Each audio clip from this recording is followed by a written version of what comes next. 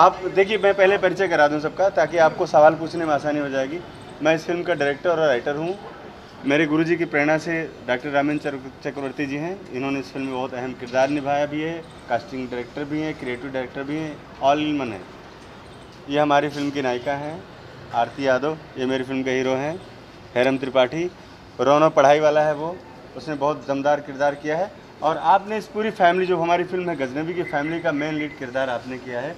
आपका नाम है श्री दीपक सुठा जी, और हमारे साथ गेस्ट अपीयरेंस में मनीष चौधरी जी हैं गुड़गांव से। अब आप किससे सवाल करना चाहें, बताएं। सर, सबसे पहले as a captain of the ship क्या कहना चाहेंगे, किस तरह की फिल्म होगी? मेरे ख्याल से गजनबी जो फिल्म आज मेरी पूरे देश में रिलीज़ हुई है, ये एक अलग तरह की फ़िल्म है। और इस फिल्म में अगर कोई यूएसपी की, जैसे आप बात करें कि यूएसपी क्या होगी, तो मुझे लगता है इस फिल्म का कंटेंट ही सबसे बड़ा इसकी यूएसपी है। जो दर्शक कंटेंट देखना चाहते हैं, जो अच्छा सब्जेक्ट देखना चाहते हैं, जो नया सब्जेक्ट देखना चाहते हैं, मेरे ख्याल से उनके लिए बहुत बड़ा मसाला होगा। और उनको लगेगा कि उन्होंने जो सोचा था उससे आगे उनको कुछ मिला इस फिल्म में। और स्टारकास्ट के बारे में क्या कहना चाहेंगे, एज ए डायरेक्टर कैसा एक्सपीरियंस रहा आपका? बहुत अच्छा एक्सपीरियंस था। और चूँकि हम लोग काफ़ी सालों से एक दूसरे को जानते भी थे, उसके बाद भी हम लोगों ने जो ऑन स्क्रीन जब स्क्रीन शेयर किया, तो बहुत सारी चीज़ें होती हैं ना आपस में, कि मिक्सअप होने का 1-2 दिन का टाइम लगता है। इन 1-2 दिन के अंदर ही हम लोगों ने इतना अच्छा बॉन्डिंग की अपनी, और एक अच्छे पर्टिकुलर जगह में, अच्छे लोकेशन पे हम लोगों ने फिल्म को शूट किया। और ये मुझे पहली बार ऐसा लगा, मेरी 17वीं फिल्म है ये, लेकिन मुझे पहली बार ऐसा लगा कि मैं फिल्म नहीं बना रहा हूँ जबकि अपने फैमिली के साथ हूँ।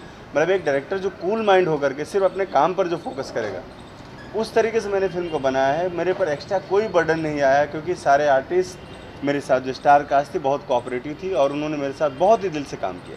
एक्टर्स के बारे में जानना चाहूँगा कि आप लोगों का एक्सपीरियंस कैसा रहा, और फाइनली अब रिलीज हो गई है फिल्म, कैसा रिस्पांस मिल रहा है, क्या कॉम्प्लीमेंट्स मिल रहा है? सच बताऊं तो रिस्पांस उम्मीद से भी बेटर है।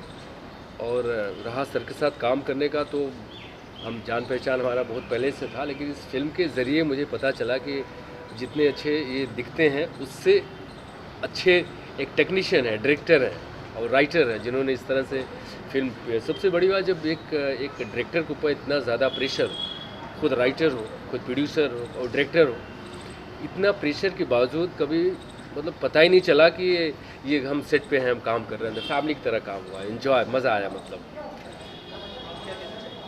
मेरा एक्सपीरियंस काफ़ी अच्छा रहा सर के साथ काम करके।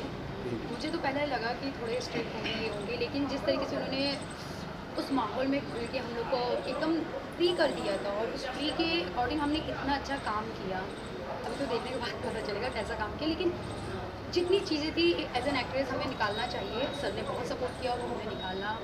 देखते हैं क्या होता है। हाँ, मैं एक्चुअली इस पूरी फिल्म में मैं as the head of the family भी रहा।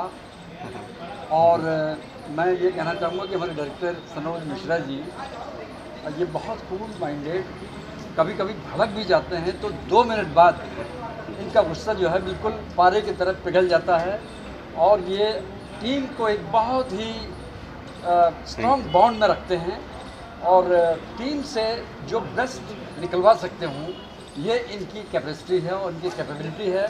और मैं भविष्य में भी इनसे हमेशा हमेशा के लिए जुड़ना चाहूँगा। सर, आप क्या कहना चाहेंगे किरदार के बारे में? मैं तो शुभकामनाएं करता हूँ। मैं तो दोस्त हूँ इनका, सनोज मिश्रा जी का। आगे हम यूरोप में शूटिंग करने वाले हैं जी, मैं इनके साथ जुड़ा हूँ इसी लाइन में, डायरेक्शन। गुरु जी के बारे में पूछें। बेसिकली मैं ये कहना चाहता हूँ कि इंडस्ट्री में भी आप लोगों ने देखा कि रीमेक पर रीमेक हुआ जा रहा है। लोगों के पास कहानियाँ ही नहीं है, लेकिन एक सनोज मिश्रा जी थे जिन्होंने कहा कि नहीं, कहानियाँ तो हम लोगों के पास है, लोग उनकी तरफ देखते ही नहीं हैं। हर इंसान में एक कहानी है, अगर उसको पर्दे पर लाया जाए तो लोगों को पता चलेगा कि जो भारत देश है, ये इसके अंदर इसका इतिहास ही कहानियों से बना हुआ है। जैसे कि हमारे देश में क्या नहीं है। अभी एक पठान आई थी, बस वो चली। बाकी अभी आप लोगों ने देखा कि सेल्फी, वो भी रीमेक, उससे पहले आपने देखा फिर रीमेक पर रीमेक। लेकिन एक सनोज मिश्रा जी हैं जो ओरिजिनल कंटेंट पर काम करते हैं, वो उन विषयों को चुनते हैं जिनको समाज ने दरकिनार कर दिया या इतिहास के पन्नों पर वो कहीं न कहीं गुम हो गए हैं। वो त्रासदियों को बाहर निकालने की कोशिश कर रहे हैं, जिससे कि आम जनता को पता चले कि हमारे देश के इतिहास के पन्नों पर क्या क्या हुआ है और किस प्रकार से हमारे देश के उन नायकों को रक्त रंजित कर दिया गया है और फिर वो इतिहास के पन्नों पर खो गए। खास करके इस फिल्म में काम करने के दौरान ये पता चला कि सिनेमा क्या होता है। एक प्रकार से मैं कह सकता हूँ कि सनोज मिश्रा अपने आप में खुद एक सिनेमा है, क्योंकि जिस प्रकार से इन्होंने सिनेमा की शुरुआत की, जहाँ से चल करके आए। एक आदमी है जो रायबरेली से चलता है, सोचता है कि मैं भी अमिताभ बच्चन हूँ, तो इन्होंने अपने आप को प्रूव किया, ना कि किसी के बदौलत, ना कि किसी के कंधों पर, ना कि किसी का सहारा लिया, बल्कि अपने दम पर, अपनी सोच से उन्होंने एक नए सिनेमा का परिभाषा गढ़ी है। इनकी सिनेमा का सबसे खास बात यह है कि उसका जो शिल्प है वो बहुत ही मज़ेदार है। आप जब सिनेमा को देखेंगे तो एहसास करेंगे कि आप खुद पर्दे पर हैं, वो आपका एक जुड़ाव महसूस होगा। आपको लगेगा यार ये हमारे बीच का ही तो किरदार है, कहीं मैं तो ही नहीं हूँ। तो आज की तारीख में जब आप देखते हैं कि बॉलीवुड का जो सिनेमा आप देख रहे हैं, उसके किरदार कहीं ना कहीं इस समाज से मिस हो चुके हैं, वो कहीं से उठा कर ले आ रहे हैं। पाश्चात्य सिनेमा का लोग कॉपी कर रहे हैं, लेकिन जो भारत की जो कहानियां हैं, जो हमारे देश की कहानियां हैं, उनको लोग कहीं ना कहीं एक दरकिनार कर रहे हैं, क्योंकि कहीं ना कहीं उनकी जो सोच है, उस सोच पर जो ये पाश्चात्य संस्कृति है उसका एक प्रभाव पड़ा हुआ है।